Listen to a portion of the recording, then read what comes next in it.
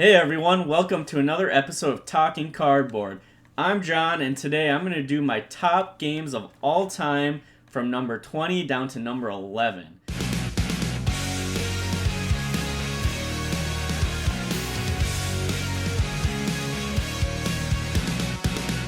As always, if you like the content we're putting out, please subscribe. Post some comments on the videos. We love hearing and engaging with our community. I also really want to see what games you guys consider as some of your top games of all time, or your opinions on the games I've chosen. So again, really appreciate the feedback, and yeah, let's get into the video.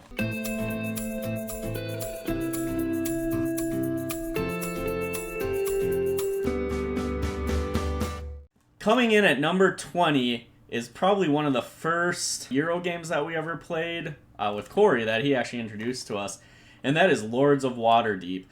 Lords of Waterdeep is a Dungeons & Dragons themed game. It is a worker placement Euro-style game.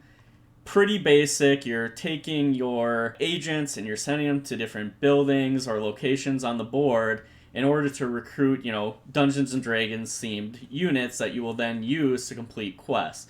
You're recruiting things like paladins, clerics, rogues, mages/sorcerers to go out and complete these little quest cards that you have. The more quest cards you complete, that's how you kind of get your victory points and gold and whatnot during the game.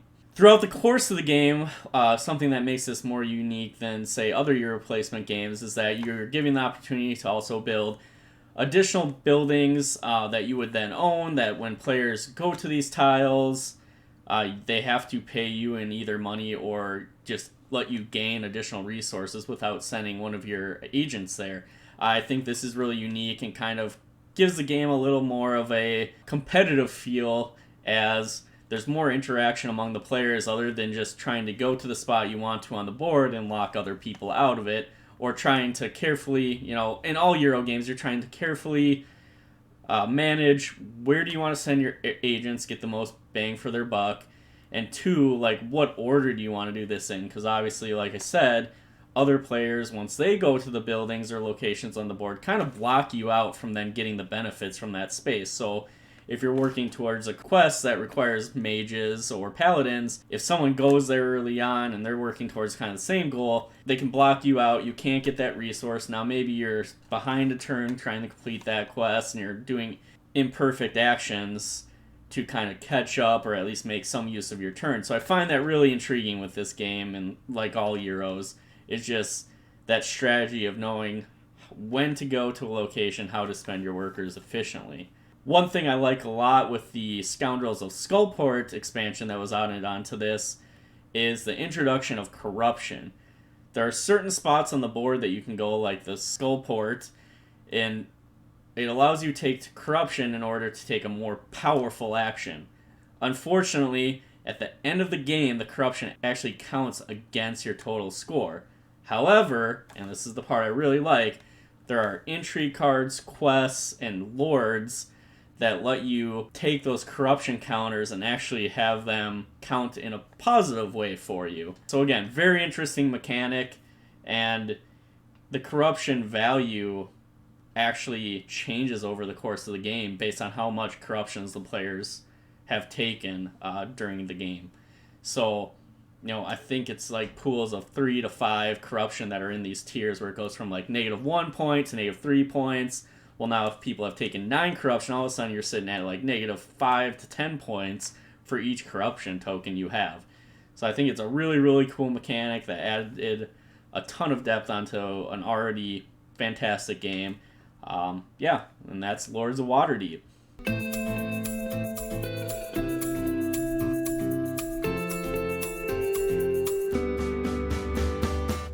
Coming in next at number 19 is actually another worker placement Euro-style game. Again, one of the first ones that Cory ever introduced to us after Viticulture. But the theme of this game actually sat with me and kind of resonated with me a lot more than, say, Viticulture. And this game is Raiders of the North Sea. In this game, the theme is kind of you're like these Viking warriors where, again, you're doing worker placement in your settlement. And in your settlement, you're sending your Vikings to collect provisions, gold, and more crewmen for their boat so that you can eventually take an action that lets you go out to plunder or raid faraway cities, citadels, fortresses that will then provide you positive benefits that either make your workers more powerful or give you military strength so that you can have a stronger crew without having to bolster the crew members on your boat. Again, this has a lot of the elements of a Euro-style game that I like. The whole strategy of trying to figure out, okay, what locations are your opponents going to try to send their workers to, and which ones are the most critical to me so that I can time my worker placement accordingly in order to get the most bang for my buck. I obviously don't want to miss out on something I really, really need, but maybe by taking one or two actions before that third one, I can really, really maximize it so long as I don't think my opponents are going to go there. So again, like Lords of Waterdeep, that element of strategy and trying to think what my opponents are going to do are a really, really high point with this game, and the theme on this just knocks it up one spot above Lords of Waterdeep. And there you have it. That is Raiders of the North Sea at number 19.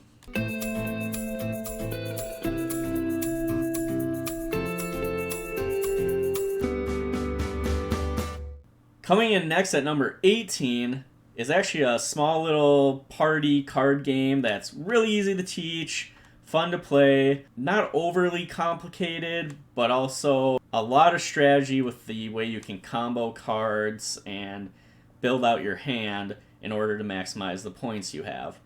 And that game is Fantasy Realms. Played this a ton at our Extra Life fundraiser last year with some people from work, and like I said before, this is easy to teach, it's approachable. Got it to the table and instantly people are like, hey, let's just shuffle up, play another round. A round takes like 20 minutes. At its core, this is a card drafting game, and the objective of this game is to draft the best possible 7-card hand that you can before the discard pile hits 10 cards. Once the discard pile has hit 10 cards, the game instantly ends. And that's what's kind of cool about this. You can sit there and kind of hem-haw about cards in your hand, and every turn you have the option of either discarding a card and drawing directly off the top of the pile, or as you discard cards, obviously they go into this discard row where you can actually swap a card in your hand for a card already in the discard row. So that's kind of slowing down the gameplay, and it's just giving you more options on how to improve your hand. Like other card games, you have suits and like constant values on your cards. Every card also generally has like a special ability at the bottom. So if you can get the wizard that lets you, get bonus points for every odd numbered card in your hand, like that's a strategy. There's just a lot of really cool things like that. Or there's combo pieces where if you get the bell, the tower, the book or something, that's worth 100 points. So it's just crazy things like that that keep this game really interesting. And like I was saying before, you can sit there and hem-haw over like minor cards, or you can go for like these combo pieces, or obviously you have all these suits like artifacts, wizards, beasts, lands, weathers. There's a flame type card, and then leaders. So all these different suits kind of combo within each other, or some actually combo with other suits. So you might have like a leader that gives you bonus points for each beast card you have in your hand, or a wizard that wants to attain a bunch of artifacts. So there's a little bit of theme interjected with how the cards' special abilities work, and I think, that just adds to the playability of this game and gives it a unique feel versus other card games of this sort. Again, such a great, great game. Highly recommended, especially in kind of just a learn to play party gaming session. And yeah, that's Fantasy Realms.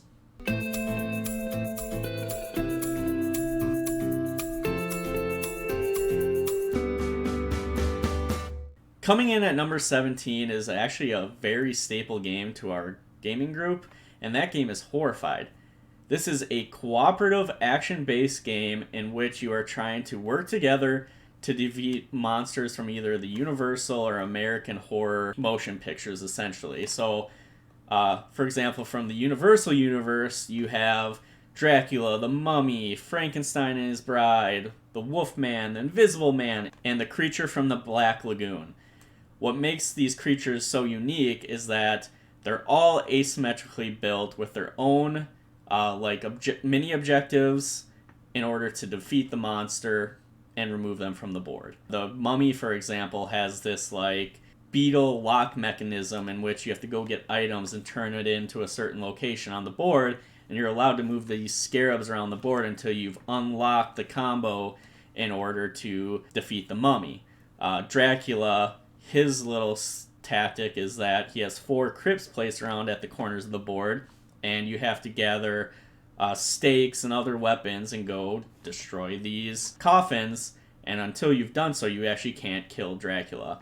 Essentially what happens each turn of this game is after you've completed taking your 3 to 4 actions, the monster's actually going to move around and start attacking either the nearest player or these townsfolk that spawn randomly across the board.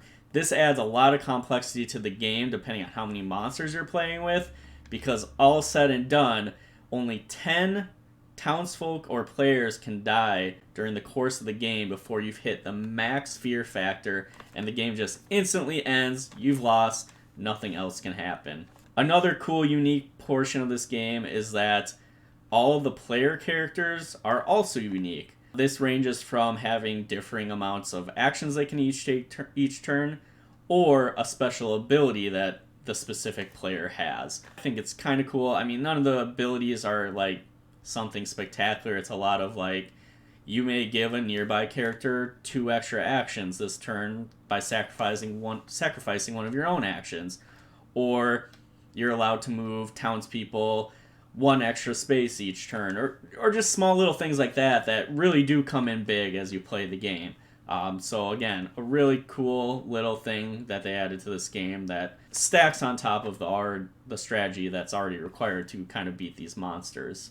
The last thing I'll mention is that you can scale the difficulty on this game. The beginner game, they suggest, using 2 of the monsters, and obviously some of the monsters are harder than others, so they always say start with like Dracula and the creature from the Black Lagoon as the 2 easiest. But the better you get at this game and the more you start to understand it, that's where you can be like, okay, 2 monsters was a little too easy, or maybe just doing Dracula and the creature from the Black Lagoon was too easy. So now let's up this to 3 monsters, or if you really want to get crazy, I think you can go up to 4 monsters. But again, at the end of each turn, after you're done adding items and townsfolk to the board, almost all those monsters are going to get the move. It is a little random how the monsters activate, and it's not guaranteed that they all are going to get to go each turn, but you can have, say, all of them hit and go and attack your townsfolk or players, or you could have none of them, which is something you just gotta try to figure out the risk-reward on that and how you want to manage the turn as you take it. Again, such an easy game to teach people, get them into. Doesn't take a lot of effort to explain the rules. So I really, really like this game, and yeah, that's Horrified.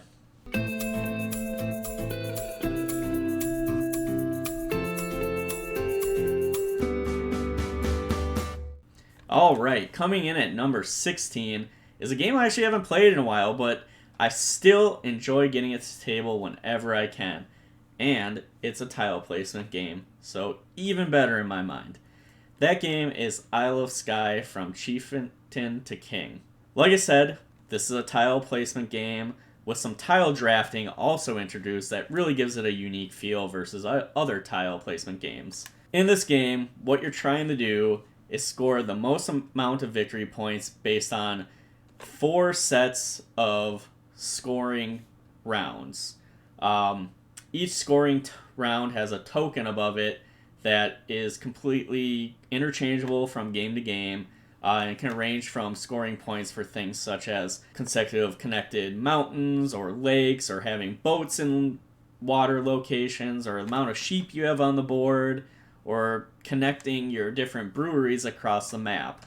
And then the game takes place over 6 rounds, in which either like A will be scored the first round, B scored the second round, and then when you get to the later rounds, it's like, okay, now we're scoring A and B, or C and D, And then the final round is like A, B, and D. So you're really trying to plan ahead, place your tiles in a way that you're going to be maximizing the amount of points you get for each scoring round based on the token that's shown for A, B, C, or D. The other really cool mechanism to this game is how you actually draft your tiles. Essentially, every player is given 3 tiles at the beginning of the turn. They then have a screen with money and this axe token hidden behind it.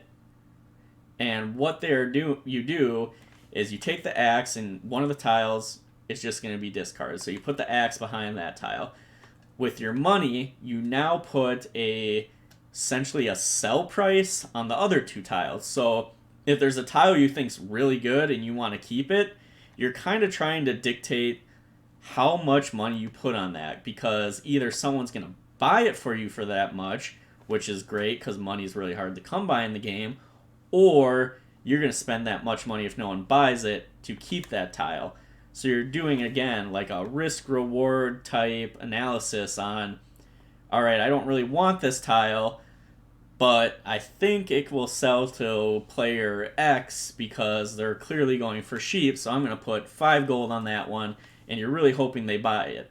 Because maybe you're not going for sheep, and 5 gold for you, that's just going to be a waste. So very, very interesting how to kind of play that mind game with your opponents to manage to sell off the tiles you want to while keeping the tiles you want for your own kingdom at the minimum value that you can. Because obviously, like I said, money is very, very tight in this game. And there you have it, Isle of Skye, the first tile placement game on my list. Spoiler alert for the future.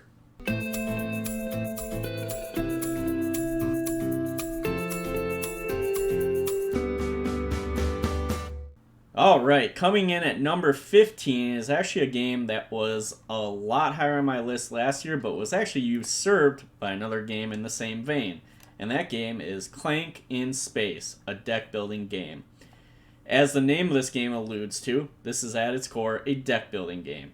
It does have an element of dungeon delving in it as you are moving your character through Lord Erraticus's space base in an effort to try to get to the far ends of his base and steal one of his prized artifacts and make it back to the escape pods and get the heck out of there. Obviously, you win this game by accumulating the most points through your artifacts, other treasure tokens you're getting throughout the game, bonus points for actually escaping off the escape pod, and then various other little things that you can do in this game, such as placing your passcode tokens also get you some minor points. I like this version of Clank more than the original due to the fact of, like I mentioned, these passcodes that you have to do. This game is modular, and these 2 modules that you can be flipping in and out, you actually have to go to each of them and plant a passcode cube on them of your color in order to actually unlock the last modular part of the game, which contains the artifacts. In the previous version of Clank, you could kind of just go anywhere on the map as long as your cards allowed you to. You could grab an artifact and just zip right out and just let the other players fend for themselves, which really didn't resonate well with me because part of the enjoyment of the game was, how do I get that 30-point artifact at the end and then get out alive to actually score points? Like I said, Clank in Space kind of fixed that with this passcode system and forcing players to somewhat take their time before getting an artifact and escaping. The deck building in this game is also improved upon. They introduced factions that, by having cards from the same faction, they're actually combo off each other, which just adds some nuance to the game. The combos are pretty powerful. Nothing like game-breaking, but things like drawing extra cards if you've already played another orange card, or getting extra movement points for every blue card you've played, or something, things along those veins that the factions just really build upon themselves and are a nice little addition to this game instead of just having abilities and companions that provide either influence or movement points that you can use to navigate through the space station. They also introduced warp gates in this, which makes sense with the space theme. You do need to buy the warp gate key card, but it allows you to essentially teleport from one module of the map to another using the warp gate space. So really just gives you a lot more movement options as you're kind of manipulating your way across the space base and trying to get that artifact and ultimately escape. This is another great, easy to teach game that I think is just a blast, and that's why it's reached number 15 on my list.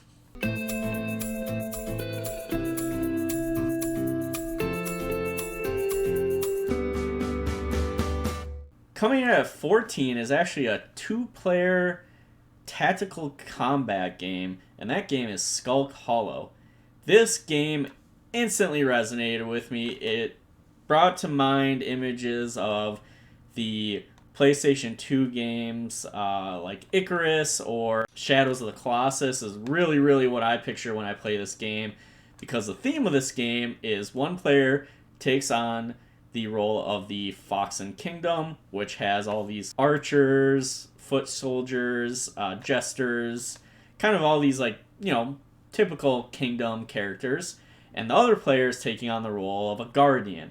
And the guardians are really cool because there's 4 of them in this set, and they're all unique and asymmetrical to the Foxen tribe. The guardians are like a flying firebird that has attacks that allow her to swoop down and pick up and drop the Foxen heroes, or you have a centipede-like guardian that can burrow underground and pop up unknowingly in certain spots of the board. You have this floating octopus monster guy that spits acid everywhere, can grab and constrict the heroes in its tentacles, preventing them from completing actions. And then finally you have the basic rock giant that has this massive club. He's just knocking people down, creating issues for the heroes to climb on top of them and then defeat the guardian. But that's the real joy of this game. The feeling of being that Foxen Kingdom and figuring out, okay, what is my best strategy for killing this specific guardian? The Foxen Kingdom obviously wins by defeating the guardian, and the guardian side wins by either taking out the Foxen leader, which can be the king, queen, prince, princess, or I think there's one other type of leader, but they either win by taking out that leader, as I said, or by collecting its influence or completing kind of this side objective that they have. One is planting 4 of these markers across the map, and while the Foxen Kingdom can destroy these markers, it's kind of difficult once they're placed. And you just have this kind of tug-of-war effect of the Guardian trying to do its objective versus the Foxen either slowing down the objective they're trying to accomplish or slowly taking out the Guardian itself. The actions on the Guardian are also specific to parts of their body. So let's say, for example, on the Centipede character, if you take out its arms, it loses the ability to burrow. Or if you take out its acid spitters, it obviously cannot spit acid all across the board.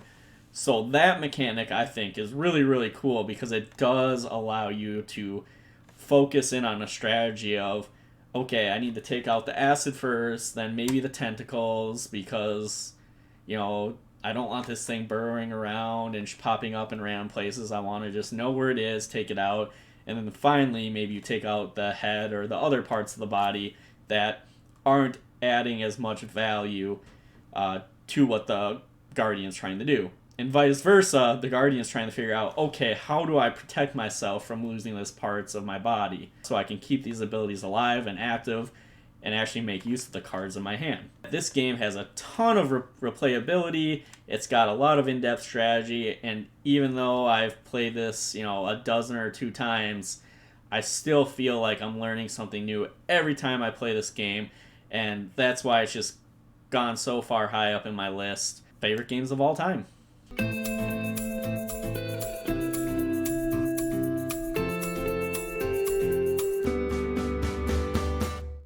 Coming in at 13 is actually a game that's relatively new to me. I know it's not relatively new to the gaming scene, but somehow I just never got this one to the table, probably because it is a 2-player game and in general, we're always sitting down with 3 to 4 people, so it's tough to get these to the table. But this one is World War II themed, which I'm a big history buff, especially World War II time frame. So this one really, really struck home with me, and since playing it, I think about it all the time. And that is Undaunted Normandy. At its core, this is a deck building war game. You do have a world map that you are moving your riflemen and other military units around on in order to secure objective tiles and gain points that way. What I think makes this game really cool is that you're trying to balance what you're doing on that overworld tile map with how you're building your deck or your platoon is basically what they're considering it as. I really, really like the uniqueness that they gave to all the units in this game as well. Like I had said before, your riflemen are good at taking shots at the enemy, taking control of locations on the board to secure objectives. You have your machine gunners, which, sure, maybe they can't hit anything very well, but they are allowed to do suppressing fire, which makes it more difficult for your opponent to activate certain units that you're suppressing. Your scouts, like I said, are scouting the board for you or reconning to get those fogs of war out of your deck. You have mortar teams where you can place targets onto tiles and then follow up with bombardments of artillery shells in order to take out your opponent's units from afar. And you also have snipers, which eliminate range bonuses for defense, but still have to take into account cover. But that's super important as range plays such a huge factor into your ability to hit any units in this game. Everything in this game is so fine-tuned and feels so good from a strategic standpoint, and it's been a blast to play. This game is also super easy to teach. My friends have picked it up pretty quickly. Another high point of this game for me is the theme. This game takes place after the invasion of Normandy, as American troops are starting to push into France towards Germany. It actually includes 12 to 15 different scenarios that you can kind of play out in order that actually mimic the invasion of Europe from the Allied side. Being a big history buff, this is awesome. I love it. It's been a great game, and one of the top reasons it's made it onto my top 15 games of all time.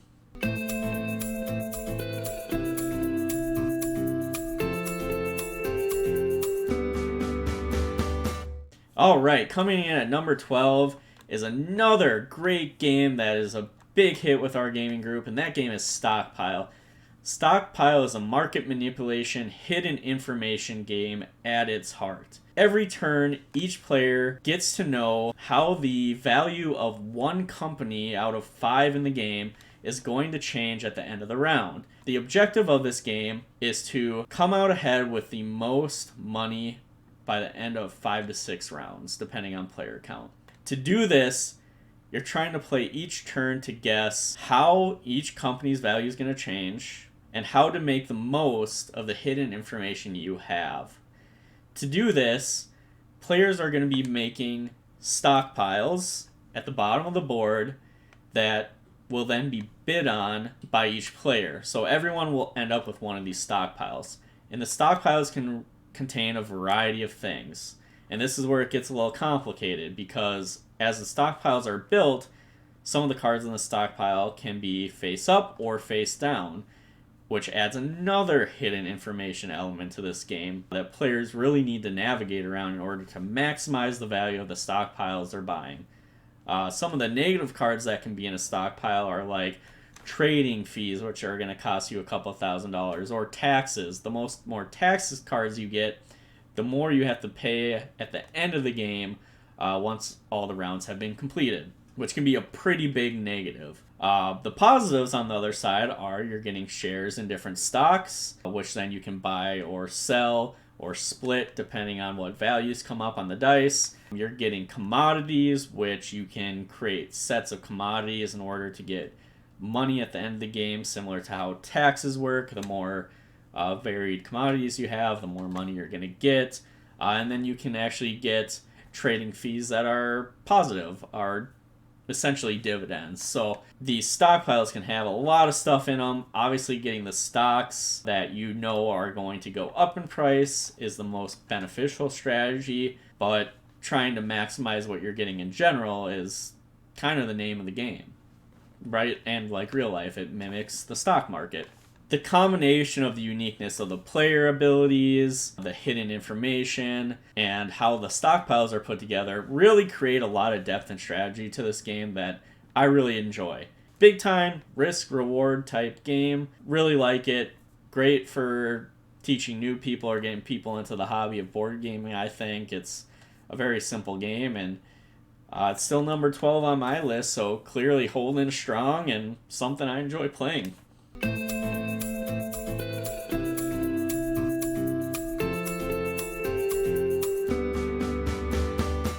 Alright, and finally at number 11 is a game I admittedly don't get to the table a lot, but it's something I grew up with, and it's a Star Wars game, which for me, Star Wars was pretty much my life growing up. You're going to see other games on my list that are Star Wars related and love Star Wars, so no surprise that at number 11 is Star Wars the Customizable Card Game. This game, I think, was developed in the 1990s by Decipher. It's been dead for a long time, but there is a really great community out there that kind of keeps generating cards that you can print out to keep this game alive. They also have an online game system where you can get on there and play with players across the world. So that's really, really cool. I haven't taken a ton of advantage of that, but I do appreciate the option to get out there and keep playing this game because I think it's really great. At its heart, it's a strategy customizable game. It's very complex, but I think the complexity is what makes this game unique and feel really, really cool. Probably the highest point for this game is, as you're playing it, you really feel like you're carrying out a Star Wars story. You can draft a narrative in your head as you're playing characters, vehicles, starships to the board. You're engaging in combat. You're performing duels with your Jedi or Sith characters. Like, anything in Star Wars, it has it. This game was developed through a variety of sets, like a lot of customizable games. It started with the premiere set and went all the way up through a set for the prequels. So you really have a full breadth of the Star Wars universe in here. My favorites are the sets that take place between A New Hope and Return of the Jedi, which is arguably probably 85% of the game. But like I said before, they have everything in here. They have, an epic duel card for Vader and Luke's duel at Cloud City. You've got the Executor. You've got all the bounty hunters. Jabba's palace is full with all the cool aliens and creatures that were there. You can get the Rancor out and his pit that you can send characters into. There's even a trapdoor card that adds a mechanic for basically shuttling your opponent's characters to the pit where the Rancor is. It's very, very thematic, very, very cool. Sure, the cards have a ton of text on them, but playing it a few times, the time and effort put into this game is well worth it. Obviously, with this game, you can actually make some pretty competitive decks like any other game. That's not where my interests lie, but obviously for others, getting a deck that kind of functions smoothly and can drain your other opponent's deck as quickly as possible is quite enjoyable. So there are a ton of cool decks and themes out there that you can make, which gives this game a ton of replayability as long as you can find the players to play it, because like I said, this has been out of print and is no longer a mainstream game by any stretch of the imagination. So there you have it. Those are my top games of all time from number 20 to 11. I hope you enjoyed what you heard here, and if you have any thoughts on the games I picked or would love to suggest some of the games that would make your top 20 games of all time, I'd love to hear it. As always, thanks for stopping by and watching our video, and from everyone at Talking Cardboard, have a good night.